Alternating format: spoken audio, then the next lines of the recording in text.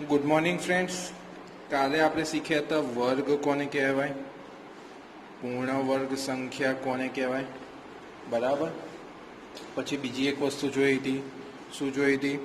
तो जेनो एकमनो अंक 1 અને 9 होय एनो ज्यारे वर्ग करो तो एनो एकमनो अंक शुं मळे? तो 1 मळे। एकमनो अंक 2, 4, 8 होय जेनो एनो वर्ग करो तो शुं मळे? तो 4 मळे। એ જ રીતે 3, 7 હોય તો 9 મળે, 4, 6 હોય તો 6 મળે, 0 હોય તો ડબલ 0 થાય, એકી સંખ્યા હોય તો એકી સંખ્યા મળે, બેકી સંખ્યા હોય તો બેકી સંખ્યા મળે, બરાબર। આટલી વસ્તુ આપણે જોઈ હતી। હવે આ વસ્તુનો આપણે કઈ રીતે ઉપયોગ કરીશું, તમારે દાખલામાં કઈ રીતે એનો ઉપયોગ કરવાનો આવશે એ જોઈએ છે।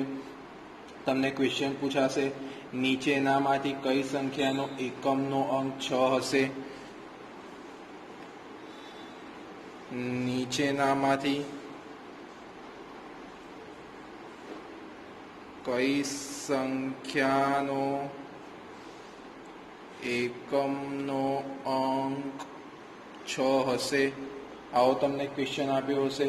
ક્વેશ્ચનમાં પછી તમને એવું કીધું હશે કે 1 19નો સ્ક્વેર, 2 24નો સ્ક્વેર, 3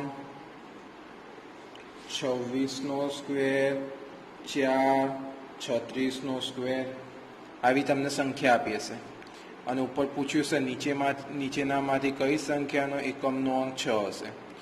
તો તમને કઈ રીતે ખબર પડશે? તો આપણે સિમ્પલ વસ્તુ છે, આ વસ્તુ તમને યાદ હોવી જોઈએ। ના હોય તો તમને 1 થી 10 નો સ્ક્વેર કાઢતા આવડતો હોય ને તો બી તમને આ વસ્તુ ખબર પડી જાય। चलो पहलू આપણે લઈએ 19નો સ્ક્વેર। અહીંયા એકમનો અંક કયો છે? તમારે અહીં આખું લખવાનું છે। અહીં સંખ્યા 19નો એકમનો અંક શું છે? તો કે 9 છે। તો 9 ગુણ્યા 9 કરો તો કેટલા આવે? 81। એનો એકમનો અંક શું છે? 1 છે। યાદ હોય તો 1 અને 9 જેનો એકમનો અંક 1 અને 9 હશે અને એનો વર્ગ કરશો તો એનો એકમનો અંક શું મળશે? 1 મળશે। અહીંયા શું છે? એકમનો અંક 9 છે તો એનો એકમનો જ્યારે વર્ગ કરશો તો એનો શું મળશે? એકમનો અંક તો કે 1। એવી રીતે ના ખબર પડે, કદાચ આ વસ્તુ ના યાદ આવે, ભૂલી જાઓ તો કશું કરવાનું નથી। 9 છે આનો એકમનો અંક, તો 9નો વર્ગ કેટલો થાય? 81। એનો એકમનો અંક શું છે? 1 છે તો એકમનો અંક શું મળે? 19નો જ્યારે વર્ગ કરશો તો એનો એકમનો અંક 1 મળશે। તો અહીંયા શું લખાય? 19ના વર્ગના એકમનો અંક 6 ન હોય। કેમ લખ્યું? કેમ કે આપણને સવાલ પૂછ્યો છે એકમનો અંક કયો હશે? તો કે 6 હોય એવી સંખ્યા શોધો। તો આનો એકમનો અંક આપણને શું મળશે? તો 1 મળશે। એ જ રીતે આગળ વાત 24નો વર્ગ। 24માં એકમનો અંક કયો છે? તો કે 4। તો તમારે લખવાનું કે અહીં આપેલી સંખ્યા 24નો એકમનો અંક શું છે? તો કે 4 છે। હું જે રીતે લખું છું એ રીતે નથી લખવાનું, જે રીતે બોલું છું એ રીતે લખવાનું છે। તમને સમજણ પડે એ માટે આ રીતે લખું છું। 24માં એકમનો અંક શું છે? તો કે 4 છે। તો શું થાય? 4 ગુણ્યા 4, ચોગું 16। એકમનો અંક શું છે? 6 છે। તો 24નો જ્યારે વર્ગ કરશો, 24નો જ્યારે વર્ગ કરશો તો 24ના એકમનો અંક 6 છે, બરાબર। બીજી વસ્તુ જો અહીંયા આપણને 4 કીધું હતું। 4 જેનો તમે જ્યારે જેનો એકમનો અંક 4 હશે અને એ સંખ્યાનો તમે વર્ગ કરશો તો 6 મળશે। તો તમને ઇન શોર્ટ ખબર પડી ગઈ કે આપણને એવું કીધું છે કે ભાઈ નીચેનામાંથી કઈ સંખ્યાનો એકમનો અંક 6 હશે। તો તમને એટલી ખબર હોવી જોઈએ કે જે આપણને સંખ્યા આપી હશે એનો એકમનો અંક 4 અને 6 હોય એ એકમના અંકની સંખ્યાનો વર્ગ જ્યારે કરશો તો તમને 6 મળશે। અહીંયા 4 હતું તો આપણને 4ની વર્ગ જ્યારે કર્યો તો 6 મળી ગઈ. એ જ રીતે અહીં 9 હતું તો મળશે તો કે નહીં મળે. તો એ જ રીતે અહીં 6 છે. યાદ કરો આપણે શું કીધું હતું તો કે એકમનો અંક 4 અને 6 હશે, એનો વર્ગ જ્યારે કરશો તો એકમનો અંક 6 મળશે. તો અહીંયા શું છે તો કે 6 છે. તો તમારે લખવાનું 26માં અહીં એકમનો અંક 6 છે. 6 ગુણ્યા 6 36 થાય. 6 ગુણ્યા 6 36 થાય અને એમનામ તમને ડાયરેક્ટ યાદ રહે તો 4 અને 6 જેનો એકમનો અંક હશે એમાં શું મળશે તો કે 6 મળશે. તો અહીંયા શું લખવાનું છેલ્લે કે અહીંયા 24નો વર્ગના એકમનો અંક 6 છે. બરાબર. એ જ રીતે અહીં લખવાનું 26ના વર્ગના એકમનો અંક 6 છે. એ જ રીતે અહીં 36 છે. એકમનો અંક શું છે તો કે 6 છે. તો એકમનો અંક જે કના નીચેમાંથી કઈ સંખ્યાનો વર્ગ 6 મળશે, મીન્સ કે એનો એકમનો અંક 6 મળશે. તો કે આનો 36નો એકમનો અંક 6 છે. 36નો જ્યારે વર્ગ કરશો તો એનો 6 મળશે. તો પછી શું લખવાનું કે 36ના એકમનો અંક 6 હશે. બરાબર, ખબર પડી. અહીંયા બીજી રકમ લખેલી છે. નીચે આપેલી સંખ્યાનો વર્ગ કરવાથી મળતી સંખ્યાના એકમનો અંક શું મળશે? હવે જ્યારે તમને આટલી મોટી સંખ્યા આપી હોય અને તમે એનો વર્ગ કરવા જાઓ તો એમાં એટલો બધો ટાઈમ બગડે. બરાબર. હવે 52,698 એનો તમે વર્ગ કરવા જાઓ તો ગુણાકાર કરવા જાઓ તો એટલી ભૂલ પડે અને પછી તમે એની અંદરથી કહો કે આનો એકમનો અંક આ મળશે.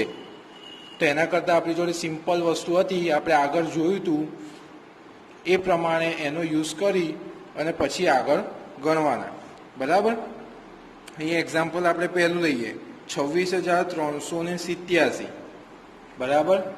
26,387. તો અહીંયા પહેલું લખવાનું કે ભાઈ 26,387નો એકમનો અંક 7 છે. અહીંયા એકમનો અંક શું છે 7 છે. અને 7નો વર્ગ શું થાય તો કે 49. તો 49માં એકમનો અંક શું છે તો કે 9. તો 26,387માં જ્યારે વર્ગ કરશો, બરાબર, તો 26,387નો જ્યારે વર્ગ કરશો તો જે સંખ્યા મળશે એ સંખ્યાનો એકમનો અંક શું મળશે તો કે 9 મળશે, કાં તો 9 હશે. આપણે આગળ પેજ તમને જે કોષ્ટક લખાયું હતું એની અંદર જોશો તો એની અંદર બી આપેલું છે કે 4 અને 6 હોય. બરાબર. 4 અને 6 હોય તો શું મળતું હતું 6. એ જ રીતે 3 અને 7 હોય તો શું મળતું હતું 9. તો એ જ રીતે અહીંયા બી શું થયું, એકમનો અંક શું છે 7 છે તો શું મળશે એકમનો અંક 9 મળશે. એ જ રીતે તમે આગળ લખો તો શું મળે 52,698. બરાબર. તો અહીંયા શું લખવાનું 52,698નો બોલો એકમનો અંક શું છે 8 છે. 8 ગુણ્યા 8 64. તો અહીંયા 52,698નો વર્ગ કરતા સંખ્યાનો એકમનો અંક 4 મળશે. બરાબર. એ જ રીતે તમે આગળ વધો. બરાબર. તો 21,222માં એકમનો અંક શું છે 2 છે. એકમનો અંક શું છે તો કે 2 છે. બરાબર. અહીંયા હું શોર્ટમાં લખું છું, તમારે મેં જેમ અહીંયા લખ્યું છે એ પ્રમાણે ગણવાના છે. એકમનો અંક 2 છે તો 2 ગુણ્યા 2 કરો તો શું મળે તો કે 4 મળે. તો એકમનો અંક શું મળશે 4. તો 21,222માં નો જ્યારે વર્ગ કરશો તો મળતો એકમનો અંક 4 મળશે. બરાબર. એ જ રીતે અહીંયા તમે જોશો 91,108 આપેલા છે તો 9108માં એકમનો અંક શું છે તો કે 8 છે. 8 ગુણ્યા 8 એટલે 64. આપણે આગળ જોઈ લીધો છે આવો દાખલો. તો શું આવે છે એનો 64. 64માં એકમનો અંક 4. તો જ્યારે તમે એનો 9108નો વર્ગ કરશો તો જે સંખ્યા મળશે એનો એકમનો અંક શું હશે તો કે 4 મળશે. બરાબર. હવે અહીંયા બીજી રકમ લખેલી છે. શું લખ્યું છે, શું કીધું છે આપણને, નીચે આપેલી કઈ સંખ્યાનો વર્ગ કરવાથી એકી સંખ્યા છે કે બેકી સંખ્યા આવશે એ આપણને ખબર પડશે. આપણે આગળ પેલો કોષ્ટક હતો એની અંદર જોયું હતું કે એકી સંખ્યા હોય તો એનો વર્ગ કરો તો એકી સંખ્યા મળે, બેકી સંખ્યા હોય તો એનો વર્ગ કરો તો બેકી સંખ્યા મળે. તો ચલો અહીંયા ડાયરેક્ટ એક્ઝામ્પલ આપણે સમજીએ. તો 727 કેવી સંખ્યા છે તો કે એકી સંખ્યા છે. તો અહીંયા લખાય 727 એ એકી સંખ્યા છે. બરાબર. તો તમે ડાયરેક્ટ લખી શકો. તમને ખબર છે કે 727નો વર્ગ જ્યારે કરશો તો શું મળશે તો કે 727નો જ્યારે એકી સંખ્યા છે તો એનો જ્યારે વર્ગ કરશો તો એકી સંખ્યા જ મળશે. તો પછી આપણે અહીંયા લખાય કે 727 એ એકી સંખ્યા છે, એથી વર્ગ કરતા મળતી સંખ્યા એકી મળશે. બરાબર. તમને અહીંયા કીધેલું છે કેમ, એટલે તમારે લખવાનું કે એકી સંખ્યાનો વર્ગ કરવાથી એકી સંખ્યા મળે, તેથી 727નો વર્ગ એકી સંખ્યા મળે. એ જ રીતે આપણે ચલો બીજું એક્ઝામ્પલ લઈએ. 158 લઈએ. બરાબર. તો 158 જ્યારે લઈએ છે તો બોલો 158 કેવી સંખ્યા છે તો કે બેકી સંખ્યા છે. બરાબર. તો તમારે શું લખવાનું તો 158 એ કેવી સંખ્યા છે તો કે બેકી સંખ્યા છે. બેકી સંખ્યાનો વર્ગ કરતા બેકી સંખ્યા મળે છે, તેથી 158નો વર્ગ બેકી સંખ્યા મળશે. બરાબર. એ જ રીતે આગળ લઈએ છે ત્રીજું એક્ઝામ્પલ. તમને હું જે બોલું છું એ પ્રમાણે લખવાનું છે. તમને હું જે બોલું છું એ પ્રમાણે લખવાનું છે. અહીંયા હું આ રીતે લખું કે બેકી, પછી આમ લીટી માર દઉં, પછી કે મળશે, હવે ખરા કરું, તો તમારે એ રીતે લખવાનું નથી. બરાબર. એ તમારી સમજણ માટે હું એવી રીતે ગો રાઉન્ડ ટીક આ બધું કરું છું. તમારે ક્રમશઃ જેમ આપણે અહીંયા લખ્યું છે કે 727 એ કેવી સંખ્યા છે તો એકી સંખ્યા છે, એકી સંખ્યાનો વર્ગ કરતા એકી સંખ્યા મળે છે, તો 727 એ કેવી સંખ્યાનો વર્ગ કરવાથી શું મળશે તો કે એકી સંખ્યા મળશે. આવી રીતે લખવાનું છે. બરાબર.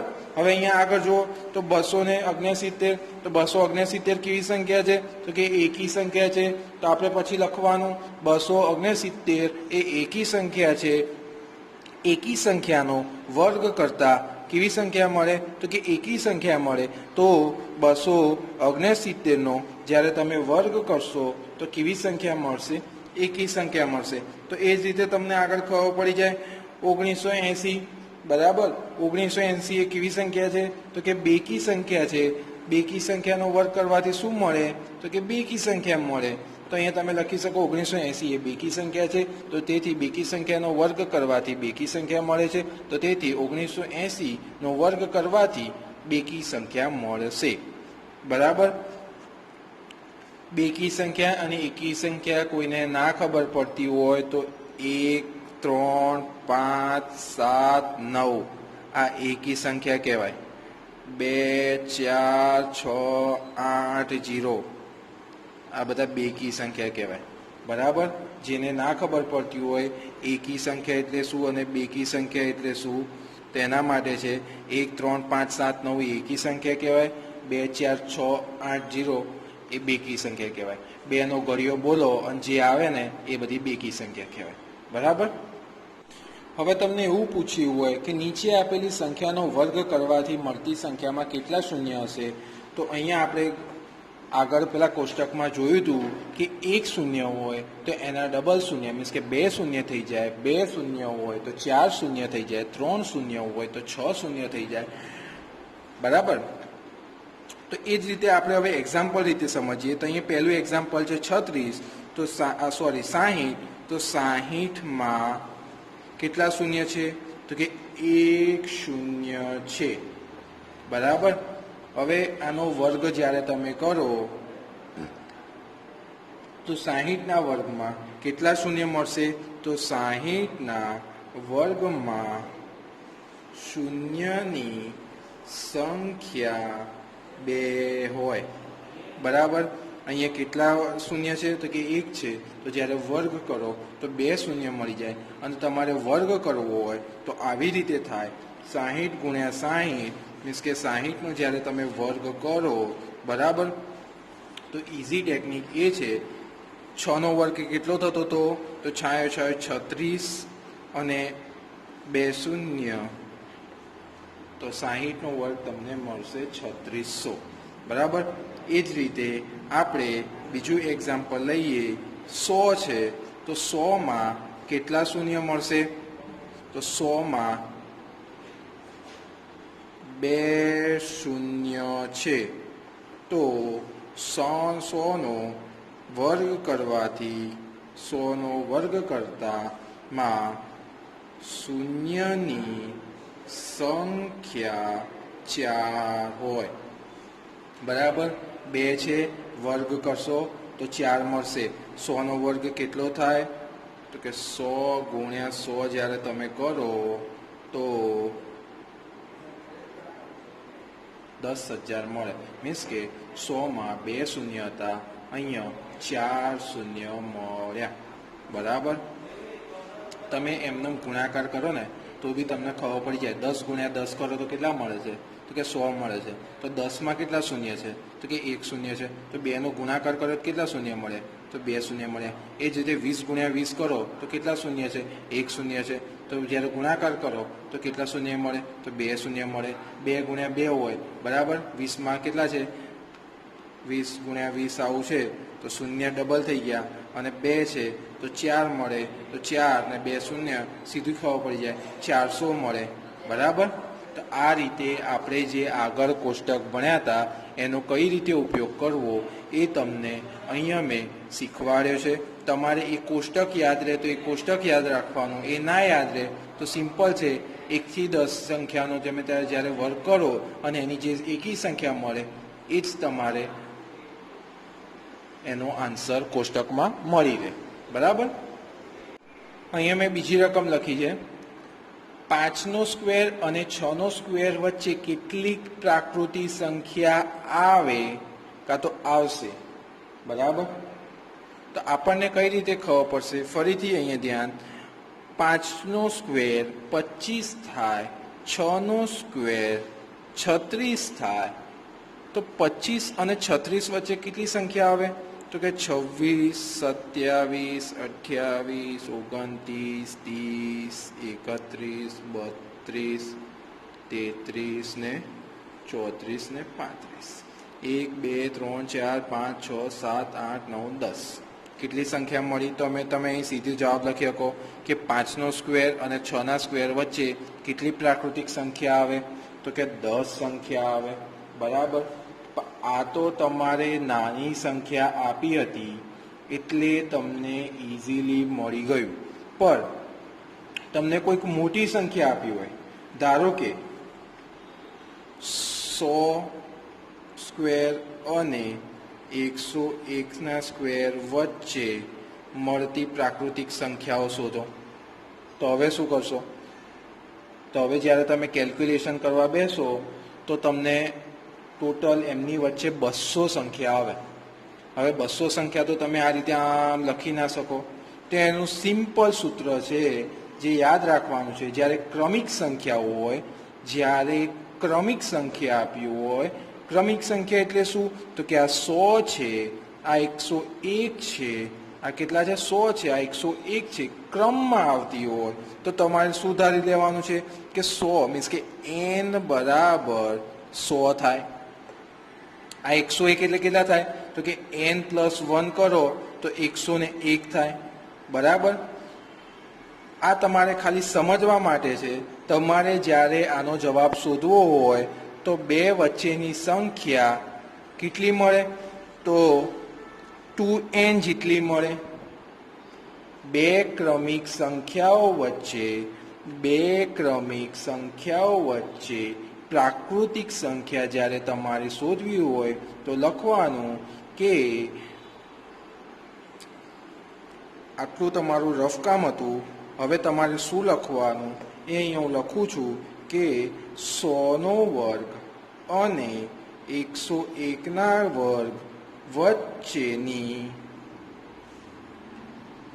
પ્રાકૃતિક સંખ્યાઓ બરાબર 2n. જેમ મેં તમને સમજાવ્યું હતું કે બે વચ્ચેની પ્રાકૃતિક સંખ્યાઓ કેટલી મળે કે 2n, બરાબર. હવે n બરાબર આપણે શું લીધું હતું, 100. આની અંદર તો n બરાબર 100 લીધું, પણ એ જ રીતે આપણે બીજી કોઈ સંખ્યા આપીએ તો n બરાબર કેટલા લેવા, તો જે પ્રથમ સંખ્યા આપી હોય, ધારો કે તમને અહીંયા આપી હોય 91 અને 92 આવી સંખ્યા આપી હોય તો n કઈ લેવાની, તો કે 91 જે પ્રથમ સંખ્યા આપણને આપી હોય એ આપણે n લેવાની. બીજું એક એક્ઝામ્પલ લઈએ, 11 અને 12 આવી સંખ્યા આપી હોય તો n બરાબર શું લેવાનું, તો કે 11 લેવાનું. જે પ્રથમ સંખ્યા આપણને આપી હોય એ આપણે n તરીકે લેવાની. અહીંયા પ્રથમ સંખ્યા કઈ છે, તો કે 100 છે. ધ્યાન રાખવાનું ક્રમિક સંખ્યા હોવી જોઈએ. ક્રમિક સંખ્યા છે તો કે હા છે, તો n બરાબર કેટલા લેવાના, તો જે પ્રથમ ક્રમિક સંખ્યા હોય એ બરાબર n લેવાના. તો અહીંયા કેટલા છે, તો કે 100 છે, તો 2 ગુણ્યા 100 કરશો બરાબર 200. તો તમારો અહીં જવાબ સીધો આવી ગયો 200. તો તમારે અહીં લખી શકાય 100નો વર્ગ અને 101ના વર્ગ વચ્ચે પૂર્ણ વર્ગ ન હોય તેવી 200 સંખ્યાઓ છે, બરાબર. પૂર્ણ વર્ગ ન હોય તેવી 200 સંખ્યાઓ છે, બરાબર. એ જ રીતે આપણે 25 અને 36નું ઉદાહરણ સમજ્યા હતા, બરાબર. પર 25 અને 36માં તમારે ગણવા જતા હતા તો વચ્ચે કેટલી સંખ્યા આવતી હતી, 10. તો 5 અને 6 હતા, તો 5 અને 6 કેવી સંખ્યા છે, તો પહેલો સવાલ ક્રમિક સંખ્યા છે. 5 પછી 6 આવ્યો, ક્રમમાં આવે છે. તો અહીંયા તમે ડાયરેક્ટ સૂત્ર લખાવો તો 2n 5 અને 5નો સ્ક્વેર અને 6ના સ્ક્વેર વચ્ચે મળતી પ્રાકૃતિક સંખ્યાઓ બરાબર કેટલી મળે, તો બરાબર 2n. n બરાબર મેં તમને કીધું હતું જે પ્રથમ ક્રમિક સંખ્યાઓ એ લેવાની હતી. અહીંયા પ્રથમ ક્રમિક સંખ્યા કઈ છે, તો કે 5 છે. તો ગુણ્યા 5 કરો તો કે તમને 10 મળ્યો આન્સર. તો તમે જ્યારે 5નો વર્ગ 25 ને 6નો વર્ગ 36 કરતા હતા તો વચ્ચે જ્યારે કેલ્ક્યુલેશન મારી તો કેટલી સંખ્યા મળી હતી, તો કે તમને 10 જ સંખ્યા મળી હતી. તો આ તમારો શોર્ટકટ છે, તમને ઇઝીલી ફટાફટ આન્સર મળી જાય, બરાબર. ઓકે. આજે તમારે 14નો ઘડિયો 5 વખત લખવાનો છે, બરાબર. અને 13નો ઘડિયો બી 5 વખત લખવાનો છે. 14નો ઘડિયો 5 વખત અને 13નો ઘડિયો 5 વખત લખી અને 13, 14, 15, 16, 17, 18, 19 એક વખતે મોઢે તમારે વાંચી કાં તો મોઢે બોલવાના છે. 15 થી 19 સુધીના તો તમારા મોઢે થઈ જવા જોઈએ, આપણે આગળ આપેલા હતા એટલે, બરાબર. તો 15 થી 19 તમારે હોમવર્કમાં સબમિટ નથી કરાવવાના, પણ તમારે એક વખત તમારી જાતે મોઢે 1 કે 2 વખત બોલી દેવાના છે. પર 14નો ઘડિયો અને 13નો ઘડિયો 5 વખત લખી હોમવર્કમાં સબમિટ કરાવવાની છે. પ્લસ તમને દાખલા આજે જે રીતે આપણે ગણાયા એ રીતે હોમવર્કમાં આપીશું એ પણ સબમિટ કરાવવાના રહેશે.